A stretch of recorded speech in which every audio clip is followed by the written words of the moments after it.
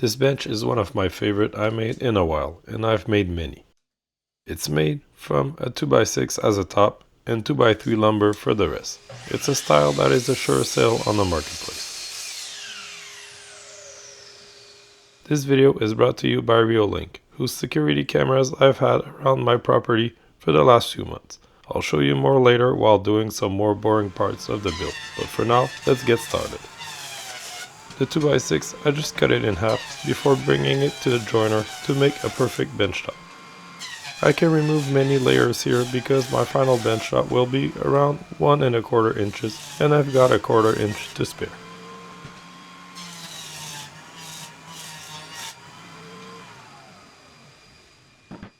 I'm not trimming the top or the last sides for now, I just wanted a square glue up.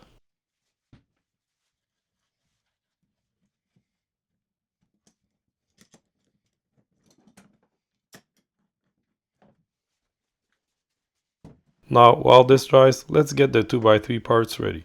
I need two 2x3s. I'm using some scraps, so this might not be exact, but it's close enough.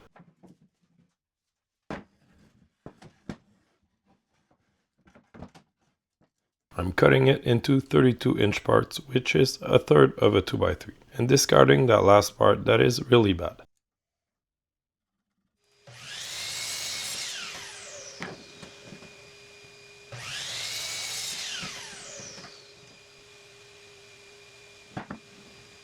Take 4 of them and glue them to make a block. Here I should have went to the joiner first and it would have given me better results. Next time I'll do it. I regretted it later, but next time I'll remember. Clamp them all up together. They'll be milled up nice next. Now, while I go square up those glue ups and plane my bench top down to 1¼ inches, I'll bring you back outside to the nice Canadian cold, where I installed 2 security cameras that Reolink has sent me out to try, and they've been amazing and now a big part of my life. Whenever I'm working, usually alone in the house, the only way to stay alert of what was outside was basically Sammy, my dog, and so far I'm lucky that nothing else happened, but we all know that's not the case for everyone and everywhere. Reolink's cameras store all motion events into local SD cards accessible via Wi-Fi network, and the notifications are so fast that they beat my dog. Usually by a second or two, he's still very fast. You can easily turn on when or what notifications you want and even exclude zones in the camera, where here I cut off the road to avoid getting notified of passing cars and pedestrians that weren't on my property. The mobile app and computer app are both really nice. I often keep a window open just to keep an eye out on my dogs or kids outside while I can get work done in my office. You can easily download any motion events as long as there's space left on the SD cards and they fit a ton of footage. The models you'll see me install are the new TrackFlex that covers a wide area in front of the house, being able to rotate 360 degrees and following any event trigger. They're easy to install. If you've installed any light fixture before, this is the same. It just replaces what was there. And if not, it installs just like a regular light fixture. For the backyard, this extremely wide view from the floodlight series covers everything I need and more. The cameras are really high def and I can easily zoom in and see details on who came here or just look at my animals outside, making sure they're safe. Since I've had those cameras, I have a reflex to open the app whenever I wonder if there's anything going on or when my dog's alert. I feel safer and it's just great to know that if something happens, I'll have proof needed for police or insurance to get fully compensated for what wasn't my fault. Thanks to Reolink for sending those over. I was really interested in the product and they have been here since December. I wanted to give them an actual try before having them as a sponsor, and those are awesome. Check out the links in the description or check out this QR code if you're interested in having this security for your home too. Now let's get back to the build. My bench top is now at 1¼ inches, but not nice on the edges, so I can now cut it on the miter saw nice and square.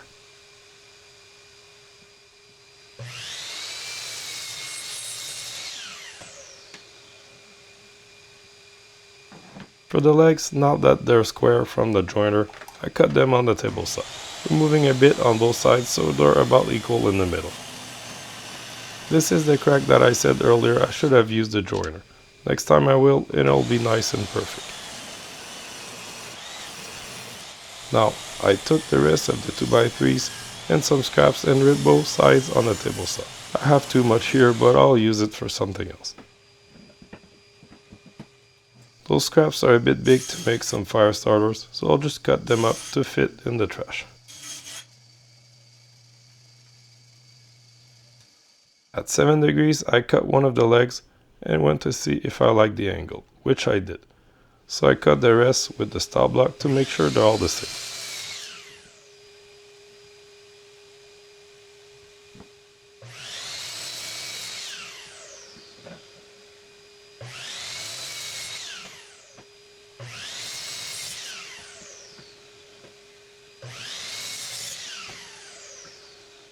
Using the bench top to align the base of the legs, I measured what I wanted for the connectors, top and bottom.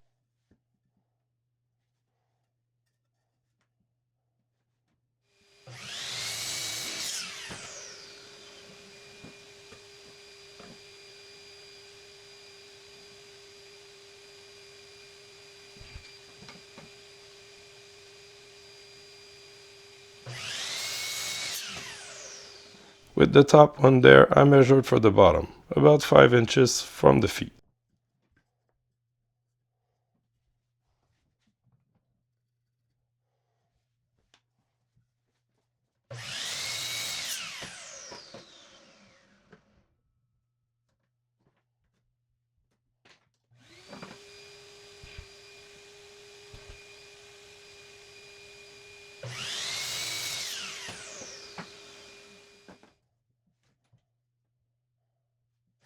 I need 2 identical braces, about the length of the bench, minus a foot, and at 0 degrees, don't forget to reset the saw.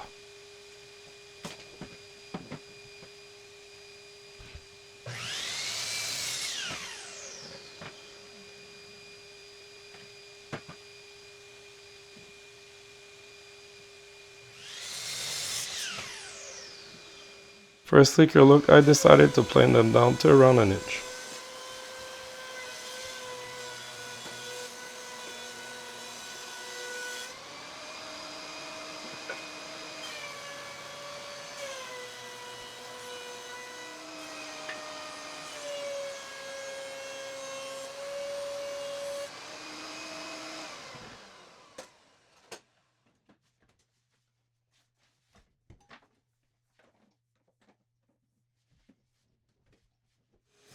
At the end of both of those 2 planks, I added 2 pocket holes, and the same thing for the longer of the 2 connectors from earlier.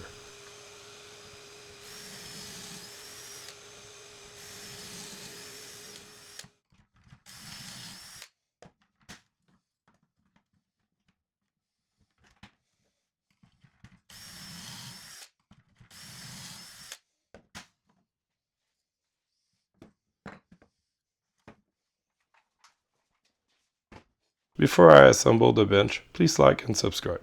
It really helps the videos take off to another level. Thanks to all subscribers. Glue the small connectors to one of the long braces, then clamp it up and screw the pocket holes.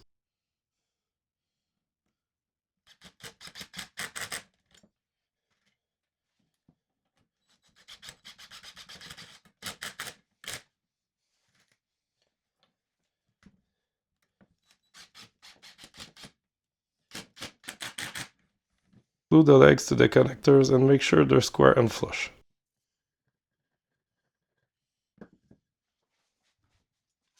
I used a metal clamp but later changed it for a plastic one. The flex in the plastic ones gave a better connection.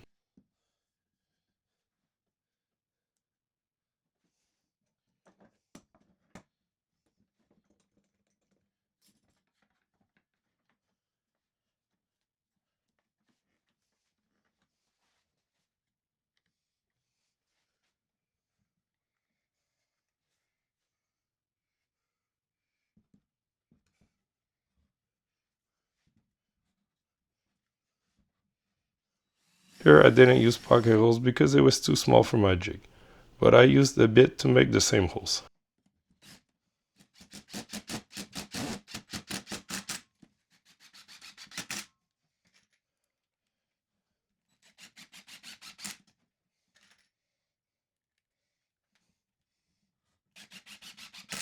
Repeat for the second brace, but here I went and used scraps to raise it a little bit to give it a little design element. I like the results, so I suggest you do the same.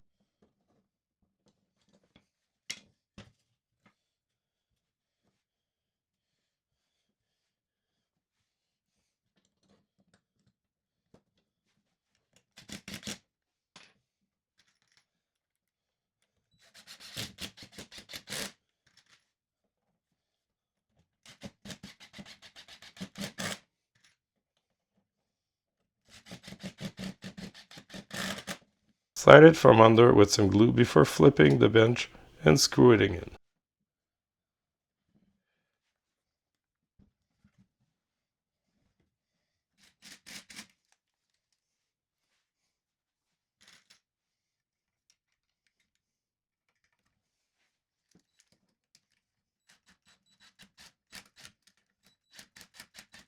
Now comes the boring part, sanding, but it has to be done. Go hard on the bench top, get it nice and rounded.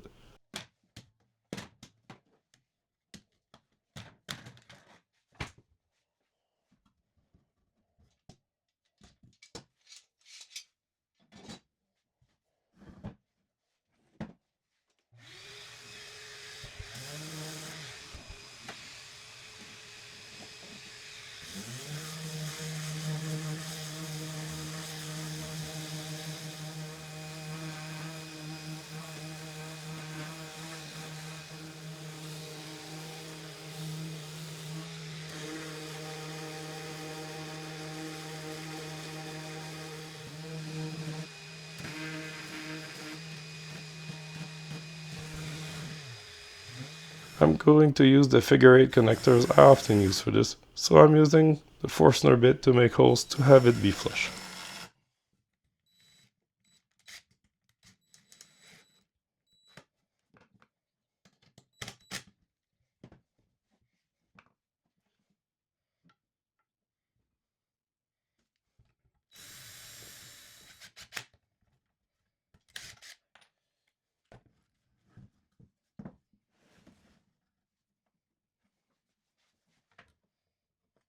Pre-drill the holes for the bench top and screw them by hand.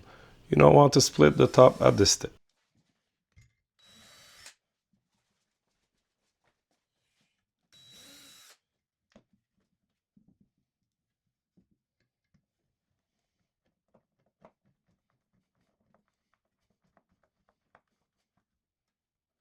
Nice and square, this bench seriously feels solid.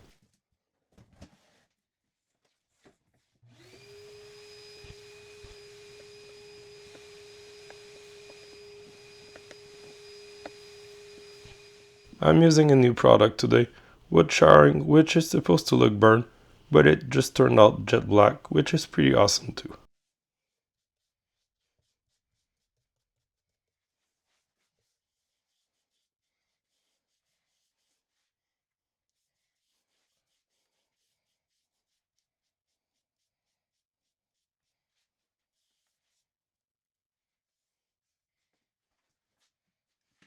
I gave it a water-based matte finish to not ruin the jet black. That's it for this bench. Thanks for watching. I think making more of this will be a great sell, and next time I'll have the perfect legs from the joiner. Thanks for watching, and thanks to Real Link for sponsoring the video.